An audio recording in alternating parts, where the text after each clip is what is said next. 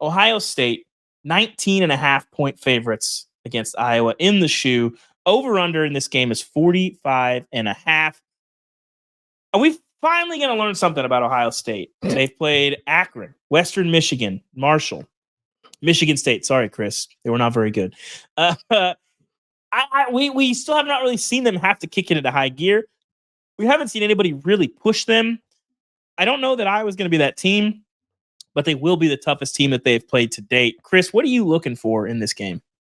So if you weren't an Ohio State or Michigan State fan, you probably didn't watch that game last week because I did not. For one, it was during Alabama, Georgia, and two, it was on Peacock. But Michigan State in the first half was moving the ball pretty well and controlling the line of scrimmage. They just kept turning the ball over and having problems. And then eventually Ohio State kind of figured it out. But it felt like Ohio State hadn't been punched in the mouth yet all season. And it took them a quarter, a half to kind of get used to playing a team that is going to do that to you. And that's what Iowa's going to do to you the entire game.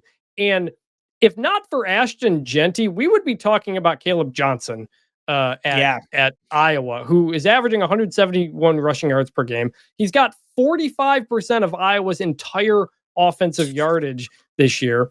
And yes, they have a new offensive coordinator and they still can't pass the ball very well. But I think this new offense under Tim Lester has really opened up a lot of running lanes for Kaleb Johnson, who is 6'2", 225 pounds. This is a big guy who's going to try to run over you. And so I want to see how Ohio State handles that, because they are going to get pushed around in a way that even Michigan State couldn't do, because that's what I was going to do. So I really want to see how Ohio State handles that in the trenches and in the run defense. Most importantly, though, Chris, Kaleb Johnson upgraded from a 74 to an 87 in college football 25 with their roster update that dropped on Wednesday. That's a pretty big jump. That's called proving yourself. Yeah. I really am curious, though, with Will Howard, his yards per attempt are up this year about 30% from 7.5 to just under 10 at Ohio State. We haven't seen it a lot. Obviously, the competition has been low. His pass rating is up about 33 points. Having better receivers is huge. We're going to talk about one of those here in a second, Damien. But we just don't know. And it's easy to say I was going to be a tough test, and that defensive front is really good. But did you know that, Chris, they're only 3 spots higher in yards per play allowed than the Michigan State team that Ohio State played last year? This is a good Iowa defense, but it is not the brick wall yet that we've seen the last couple of years. Mm-hmm. And this is Iowa has still only played Illinois State, Troy, Iowa State, and Minnesota. They're number 4 in rushing defense, but 54th in opposing passer rating. So I think we'll learn a little bit about Will Howard in this game. I don't know how much necessarily we'll learn big picture, but he's got a new target, Damien. And for all the love that Ryan Williams got last week, because that game was buried on Peacock, people kind of saw clips of Jeremiah Smith last week making some plays. He's your dog in this game. What have you seen from him when you've watched him? Man, I see everything that everybody else sees when they turn on the TV. He's the best player on the field. I mean, what angle do you want to hit it from? He's big, he's strong. I mean, when you look at his lower body, I mean, it looks like he's got legs of damn near a running back. I mean, he's solid lower body. He's got the speed, he's got the athleticism, he's got great hands, even though he did drop the first pass of his career, but he's made up for it since then with a couple of nice one-handers. And those 2 catches last week were crazy. Insane. But I mean, he's great with the ball in his hands. His run after catch is unbelievable. So you can throw him screens, or he can just run by DBs and just take the top off of defenses. So again, me sitting here talking about him, I mean, it's not even a testament to how good this kid is.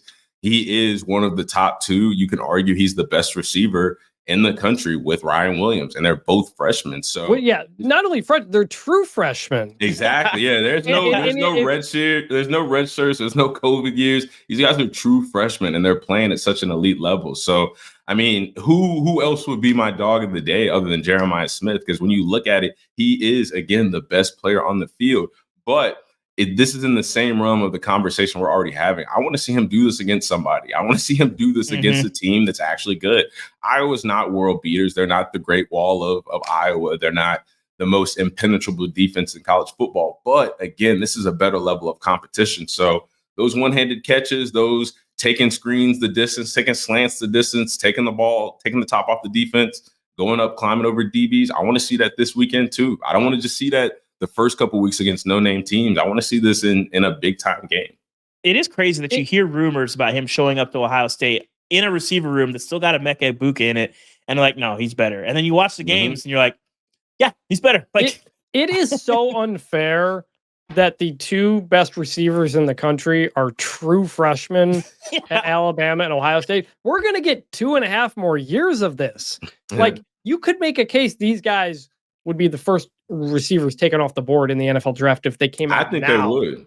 And they can't because of the NFL's rule against that has been challenged by Maurice Claret and Mike Williams back in the day.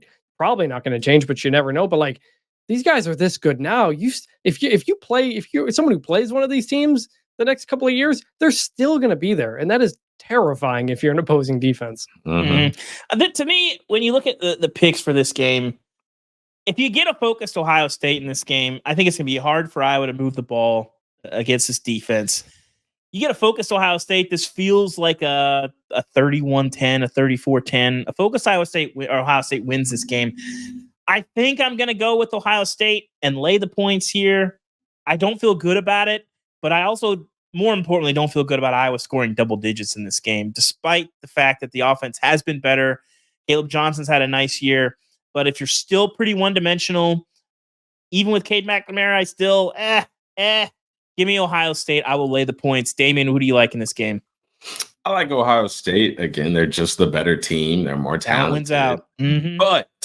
But this has all the setup to be a trap game because Ohio State, a team that we know loves to play with their food. They love to come and lull out the first quarter and a half and then just try to turn it on. Well, Iowa is that. How many ugly games has Iowa played? True. How many sleepy games? Every game Iowa plays in in this. Exactly. That is that's the type of game that they play. So what Ohio State has shown to do this year favors Iowa in that matchup. So if they do that, and if Iowa's able to keep it close through the third quarter, a little bit into the fourth quarter, I could definitely see Iowa making this upset. But just based off of looking at the game on paper, just giving an honest opinion on who I think is the better team, I do think Ohio State wins the game.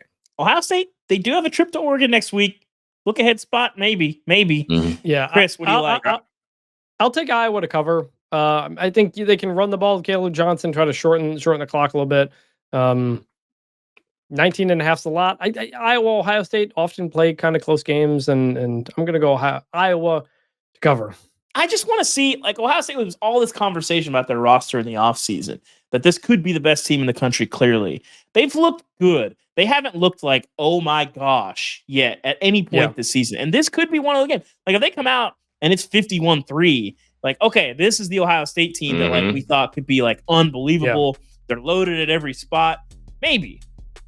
We'll see. I think the question is if Iowa can slow down Judkins and Henderson and make them throw more than they would like, which they might be able to, we might see that, but we'll see. I still like Ohio State to get this done.